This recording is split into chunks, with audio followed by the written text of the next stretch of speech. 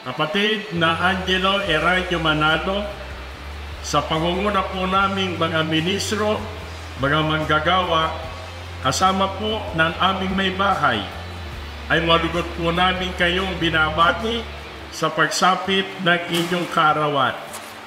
Dalangin po namin sa ating Panginoong Diyos na lagi po niya kayong ingatan sa lahat ng sandali ng inyong buhay, upang kayo po ay manatiling pangunahing pinakamalakas na katuwang ng ating tagapamahalang pangkalahatan, ang kapatid na Eduardo B. Manalo, sa pagsinop po at pagpamalasakit sa kapakanan ng buong Iglesia.